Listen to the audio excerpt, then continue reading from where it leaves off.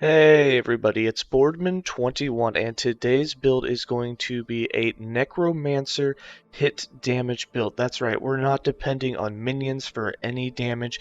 All we're doing is using Marrow Shards, Detonations, Rip Blood, Poison, Bleed, Dots, hit damage, you name it. We're just going to explode the screen with a bunch of damage. We'll be converting all of our Leech into damage at a 10 times rate power, and that's what's going to be letting us do a lot of good damage. We're also going to be running Dreadshade, which is going to allow us to get more damage. We will be running a Bone Golem, but if you don't want to run any minions, you don't have to. You can just cast Dreadshade on the enemies instead of on your Bone Golem. However, I found it a lot easier to do it on the Bone Golem because he lasted a bit longer, and you're just going to wreck things. As you can see before me, you'll be firing extremely fastly. Marrow Shards will be exploding into the bone splinters, and it's just going to be a really fun time for you to play Necro in a different way that doesn't have you transforming into Reaper form, it doesn't have you using Death Seal, we're not doing Sacrifice, and you don't have to run a bunch of minions. Now, when you do Transplant, there are so many detonations going off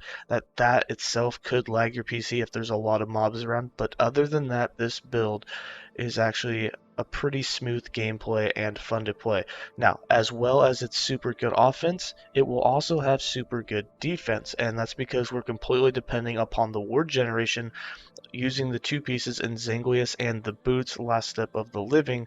That's going to convert 33% of your missing life into ward. As you can see, we have over 5,000 ward just standing in place. We have over 3,000 life, and you might be asking, how the hell did we get that much life? Well, we took a lot of the gear that we just used on our low life druid and moved it over to this character, and then at the same time in the passive tree you can actually get 24% more multiplicative health in the passive tree, which is huge for the Necromancer, and it boosted us up like an extra 700 health. Alright, let's go ahead and get into the skills. For skills, we're going to be running Bone Curse, Rip Blood, Marrow Shards, Dreadshade, and Transplant. For Bone Curse, we have this set up so that every time that it goes off, which is every 6 seconds, we'll have 5 seconds of applying Bone Curse on hit with every hit that we do, and Marrow Shards does a lot of hits. Our detonations count as hits, Rip Blood counts as hits. There's a lot of things doing hits, so we're doing a lot of damage with the extra Bone Curses on top of the fact that we have high damage to begin with. But we have 5 points in Iron Maiden, 3 points in Brittle Bones for that kill threshold, which will work against all mobs. Even if you're not actually casting Bone Curse, the Bone Curse hit with your Marrow Shards will have that kill threshold. 5 points in Cursed Limbs so that we have that 5 seconds with it. 1 point with Acute Infliction for some more damage, and 1 point in Illusion of Pain for that 150% more damage, and the fact that it will instantly do that Bone Curse, but it won't last for a period of time. It won't last its normal 8 seconds, it will only last 1 second. We also have 1 point in Defile Defenses, 3 points in Cloven Flesh, and 1 point in Crimson Enlightenment, so that Rip Blood will cast on the end of Bone Curse. For Rip Blood, we have this set up to get ward when it does go off. We have 2 points in Splatter, 1 point in Eviscerate, 2 points in Arcane Absorption, 1 point in Rip Spear, 1 point in Arcane Fortress, 2 points in Hemomancer, 5 points in Gushing Wound, 1 point in Septic Wound, 4 points in Quenching, and 1 point in Hematology. And then for Marrow Shards, our main damaging skill, there's a lot of different ways to do this, but we wanted to cast it as fast as possible, so we put the 7 points into Ossumancy. We also have 2 points in Soul Blood, 1 point in Bone Splinters, 4 points in Carving, 3 points in Ghost Splinters, 1 point in Splintering Impact, and 1 point in Bone Knives. Something I do want to try is reworking a lot of these points around to get the 5 points in Demise for that 100% extra hit damage against bleeding enemies, because we do a lot of bleed. We also have 1 point in Marrow Caster, so that wherever we target is where it will split off into the Bone Splinters. For Dreadshade, we're using Dreadshade as a cast speed buff and a damage boost buff. and we have it affecting us as well as our minions, and we have the Golem not specialized but being used as an extra skill, so we can just cast it on the Golem, who's our tankiest minion that's not specialized into, and get that extra damage, and I'll show you that in the gameplay. But we have 4 points in Spectral Presence, 3 points in Dying Coven, 4 points in Grim Fate, 1 point in Symbiotic Apparition, 3 points in Lingering Doom, 1 point in Pernicious Pact, 1 point in Egoism, and 1 point in Deadlock. And then 2 points in Flesh Harvest so that the buff effect per 3% of missing health on the Golem goes up. And then for Transplant, we have full Detonations with this, and we have some mana back, although you don't need the mana back, and we may switch that. We also have it doing extra bleed since we're immune to bleed, and it doesn't affect us. We have 1 point in Acolyte's Fervor, 2 points in Sadism, 3 points in Pale Blood, 3 points in Dance of Blood, 1 point in Rain of Blood, 4 points in Scarlet Rain, 2 points in Black Mirror, 3 points in Depravity, and 1 point in Hemophilia, which will give you that 100% extra bleed chance. You will inflict bleed on yourself, except we're immune, so you don't actually have to deal with that. Also, the nice thing is against Chimeras, anything that does bleed pools or bleed on hit, like the T-Rex looking things, those things no longer apply bleed to you because you are immune to bleed. So super effective and makes you a little bit tankier in the arena. For passives, we have 21 points in the base Acolyte class, with 8 points in Blood Aura, 5 points in Blood Pact, and 8 points in Forbidden Knowledge. We have 43 points in the Necromancer, with 8 points in Elixir of Hunger, 2 points in Risen Army, 5 points in Grave Thorns, 10 points in Cursed Blood, 8 points in Tyrant, and 5 points in Frantic Summons. This 8 points in Tyrant gives you 24% more health, which is huge. That's more than the Werebear gets from its mastery.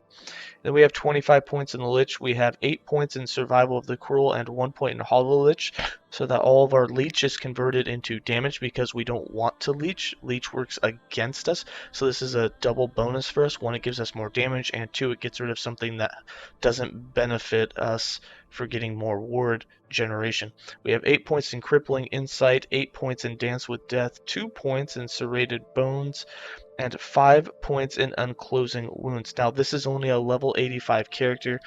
If you have the other 15 passives, go ahead and get anything that drains your life and gives you more damage. Also, more bleed, more poison, more damage over time. All of those things are going to help this build. So the last 15 points, I would definitely put into the Lich instead of the Necromancer for this build. For items, so we do have 1 projectile speed Marrow Shards. You do not need this. You can just do all health idols if you want. For us, we're doing the increased and flat health, and mostly just increased health because we don't have a full 8 of them. But these ones will definitely increase how much health that you have, and the flat on top of the increase is obviously a really big boost. For our weapon, we have increased cast speed. We're using a Divine Scepter. We want physical damage, or you can do spell damage. Either one of those two will work. The cast speed is very nice. And then poison on hit and chill on hit is what we have. We are running 2 uniques. We have Ensanguius, and we do have the Last Steps of the Living.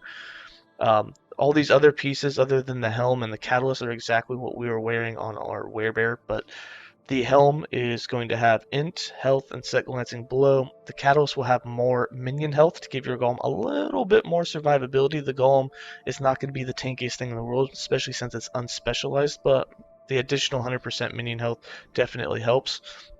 We have cast speed, dodge.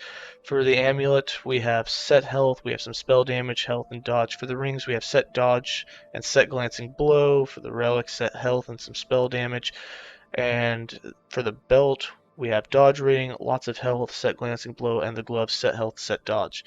So you have 3 pieces of set health and set dodge. The 4th piece would be on the boots, but however, you need the Last Steps of the Living to really take advantage of it. Now, the reason why we're wearing this in most of the gear is the exact same, and we actually have less life than the Werebear did, but we have more ward, is you actually stack a lot of int on this build. For instance, we have 46 int, and with that 46 int, it allows us to have a lot more ward retention, and that's that's why we're sitting at 5,000 ward instead of 3,000. We're still generating 1,000 ward a second, so as that drops down, it's going to come back rather quickly, and it makes you very, very survivable. We don't have the damage reduction that the werebear has, though, so you don't have the 30% from the boar, and you don't have 30% from low life. So unfortunately, you take a lot more damage on hits, but you do have about twice as much ward, so it allows for a little bit more leeway, and it's not like you're going to die in one hit. For the character sheet, you can see we have absolutely no protections. We have 50% dodge, our 100% glancing blow, and then our damage is between 700 and 900 on everything. So our poison damage, our bleed damage, our physical damage, spell damage, all of it is pretty high and allows us to do really good damage. For defense stats, we don't have anything. For minion stats, we just have that minion health. And then for other stats, there's really nothing major that we put into. You do get the freeze rate multiplier thanks to the boots, but however, it doesn't really do you any good because we don't do any freeze. Alright, I'm going to go ahead and give you guys some gameplay. Just to show exactly how this build works when you are doing the gameplay, I like to put both Transplant and Bone Curse on autocast, so they'll just be going off and I don't have to worry about them. All I worry about is spamming Marrow Shards, which you'll see explodes wherever I put it on my mouse cursor, which makes just an absolute crap ton of splinters. And then at the same time, I will summon my golem and I'll put Dreadshade on him, and I get this buff as long as I'm in there, and you can see my cast speed just skyrockets, and we can just absolutely annihilate everything around us, on top of doing the detonations and everything else when we transplant.